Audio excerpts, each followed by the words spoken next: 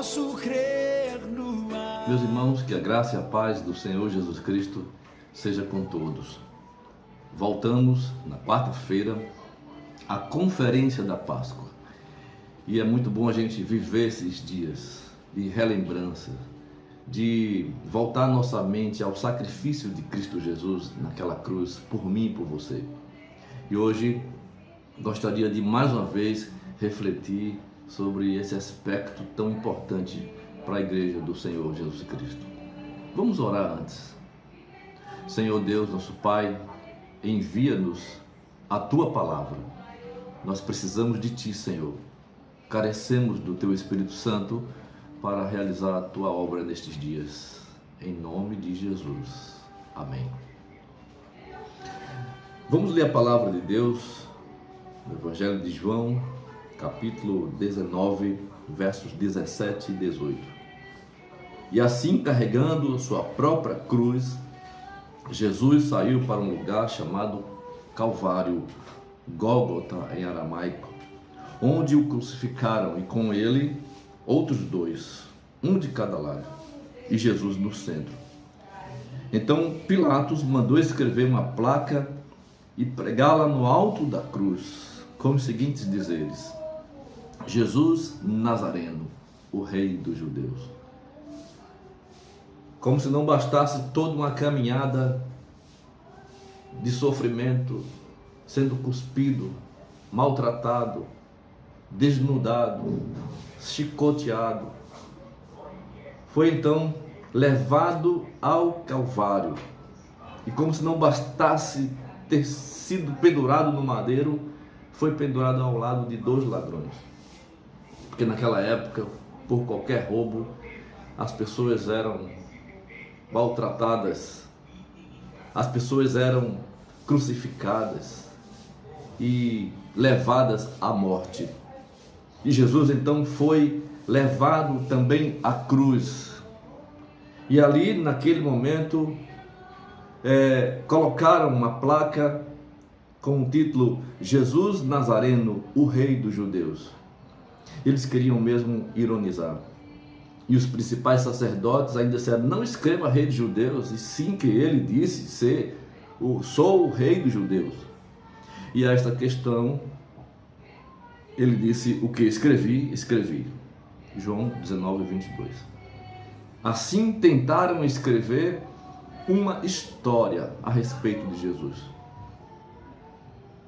Mas havia uma história escrita por Deus desde o antepassado, desde o início, quando o homem pecou. Deus escreveu uma história de redenção para cada um de nós.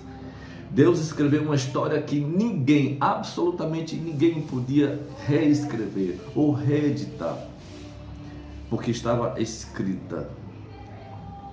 E Jesus, quando abriu seus braços naquela cruz e morreu, antes disso ele disse: está consumado, em João 19, versículo 30.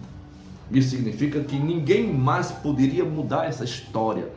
A história que Cristo escreveu naquela cruz leva-nos também àquele acontecimento, àquela realização, àquela finalidade, que era a profecia, e essa finalidade de salvar o homem dos seus pecados, de dar vitória completa ao povo que cria nele, porque ele morreria, mas ele ressuscitaria ao terceiro dia, e todo aquele que nele cresce também adquiriria uma nova vida.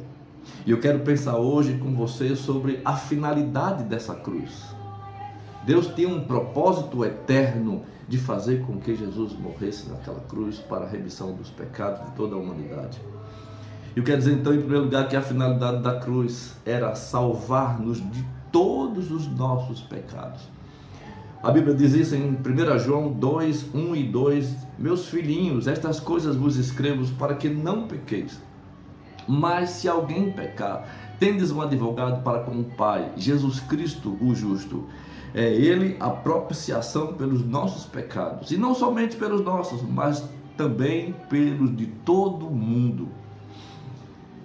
E a história registra, nós sabemos, muitos episódios em que povos foram salvos. Muitos episódios em que pessoas e cidades inteiras foram salvas de enchentes, de guerras, de pandemias, de massacres, por alguém que teve estratégia, por alguém que teve solução para aqueles problemas. Mas com relação ao pecado da humanidade, apenas a cruz de Cristo e Ele poderia oferecer salvação através do seu sacrifício. O alto sacrifício de Cristo Jesus era a substituição de uma vida pecaminosa para uma vida santa, para uma vida em Cristo.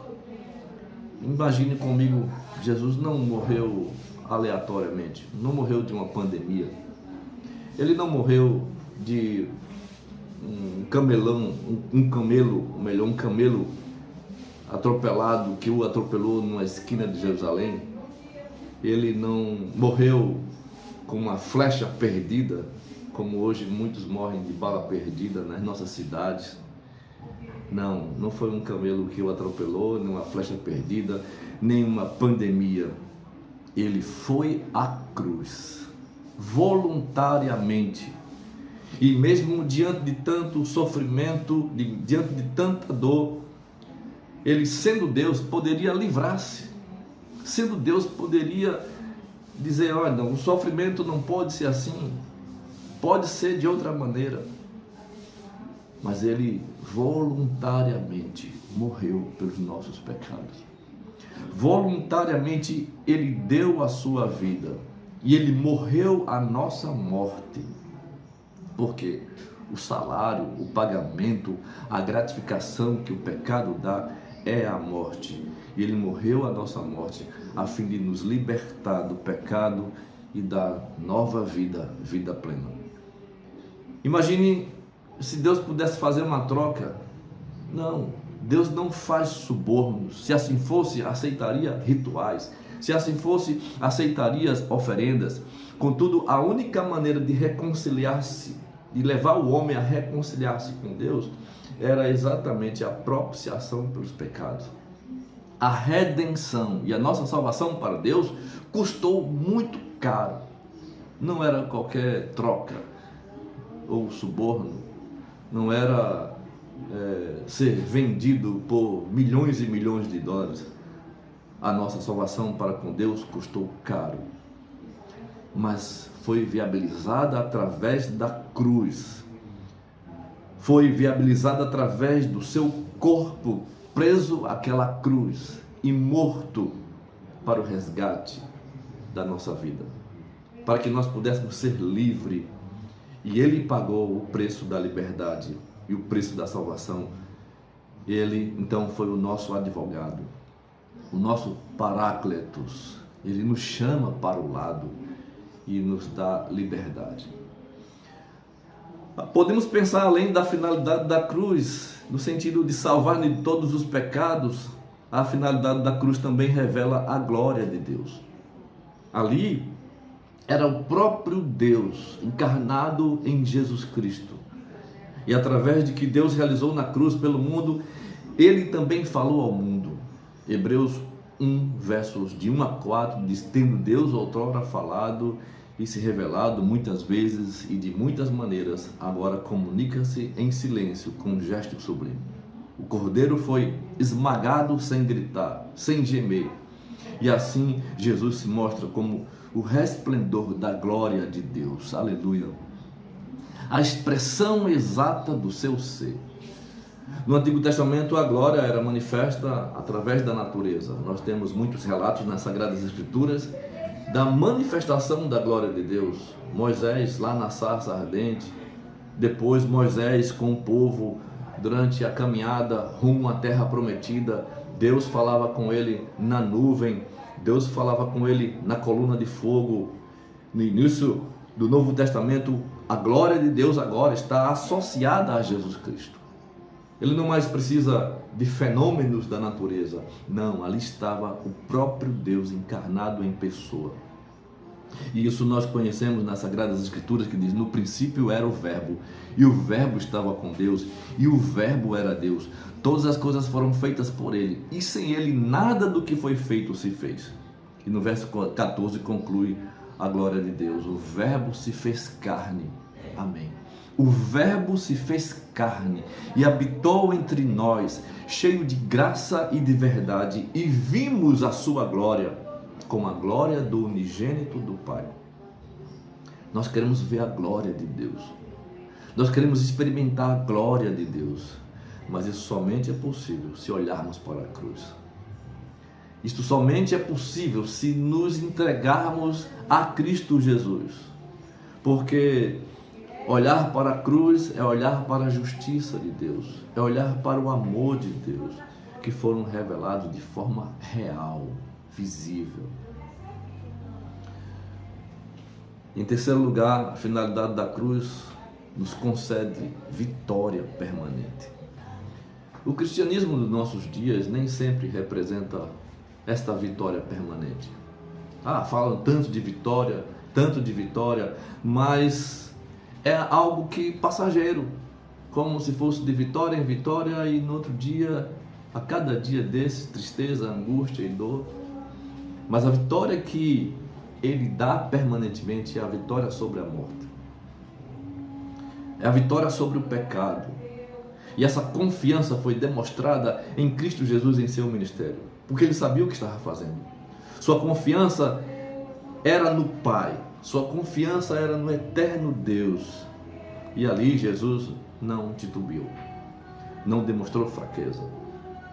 Ele não voltou atrás. Até mesmo quando sua carne fraquejou. Isso está em Romanos 8:37. Por isso mesmo, graças a Deus que nos dá a vitória por intermédio do nosso Senhor Jesus Cristo. Em todas essas coisas, porém, somos mais que vencedores por meio daquele que nos amou. Jesus Cristo, naquele momento de dor, Ele não voltou atrás.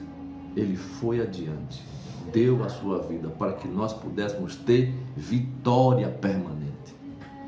Para que a nossa vitória não fosse essas vitórias que a gente tem no dia a dia, que somos capazes de alcançá-la, mas a vitória que não éramos capazes de alcançar, a vitória de ter uma vida nova, a vitória de ter uma vida santificada, a vitória de ter uma vida ressuscitada, só mesmo Jesus podia dar ao homem pecador. E aí a realização da cruz está no fato de quando Ele diz: está consumado, e nos diz: nada nem ninguém pode refazer essa história, nada nem ninguém pode transformar essa história em qualquer história. A história estava escrita, e o último brado da cruz, agora quase inaudível, sua voz cansada, sua voz quase falhando ali por conta de tanta dor, tão fraca a voz de Jesus, mas Ele disse: está consumado. Ele estava dizendo: Pai, obrigado, tudo saiu como planejado. Na cruz então, e a partir dali estava consumado, e Ele ofereceu gratuitamente ao ser humano a oportunidade de ser salvo do poder do pecado. E do Monte Gólgota, e a partir de lá, houve o derramamento da graça de Deus. O derramamento de uma fonte inesgotável que banha-nos e nos limpa de todo o nosso pecado. E naquele instante, quando Ele brada: está consumado, rasga-se o véu que separava as pessoas de Deus. O pecado foi vencido. E em um corpo pendido naquela cruz, de braços abertos forçosamente, o projeto de trazer o céu à terra foi feito. Braços que, amorosamente abertos, faz um convite a todos, como eu estava falando na semana passada: vinde a mim todos vós que estáis cansados e sobrecarregados, e eu vos aliviarei. Tomai sobre vós o meu jugo e aprendei de mim, porque sou manso e humilde de coração, e encontrareis descanso para vossas almas, porque o meu fardo é leve, meu jugo é suave. Então Jesus venceu, Jesus triunfou, mas foi naquela cruz para a remissão dos nossos pecados, meus irmãos. E hoje nós somos convidados a olhar para a cruz de novo. Nós somos convidados a olhar para a vida de uma forma diferente.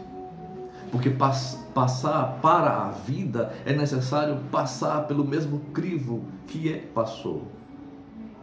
O crivo de morrer. E quando eu falo de morrer, eu falo de morrer o nosso eu, o nosso ego, morrer para nossos pecados, morrer para ressuscitar para uma nova vida. E olhando pelo prisma da cruz, nós vamos ver que não há mais condenação.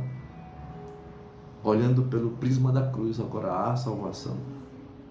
Olhando pelo prisma da cruz, não vemos mais circunstâncias. Olhando pelo prisma da cruz, nós vemos a glória de Deus. Olhando pelo prisma da cruz, nós constatamos que a vitória é nossa. Esta é a realização da cruz. É a finalidade da cruz. Foi a maneira que Cristo Jesus morreu para a remissão dos nossos pecados. E aí lembro de um cântico muito lindo das Sagradas Escrituras, um cântico que lemos há pouco: tudo que Jesus conquistou na cruz foi pelo seu poder. E a gente canta: tudo que Jesus conquistou na cruz é direito nosso, é nossa herança, todas as bênçãos de Deus por nós. Enfim, nós podemos cantar este hino, é o hino da vitória, o hino que nos conquistou para uma nova vida em Cristo Jesus. Queria orar com você, pedir a Deus que nos abençoe neste dia tão importante das nossas vidas. Pai, revela-nos a Tua glória nesta hora. Tudo que o Senhor conquistou na cruz é direito nosso, é nossa herança.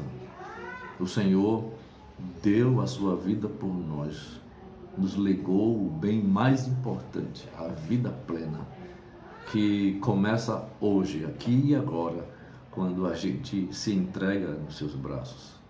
Obrigado, Senhor, por esse dia onde podemos lembrar o Teu sacrifício, o Teu amor e a Tua graça. Assim nós oramos e te pedimos que o Senhor faça esta obra em nós, hoje e sempre. Amém. Amém, amados. Deus abençoe, na paz do Senhor.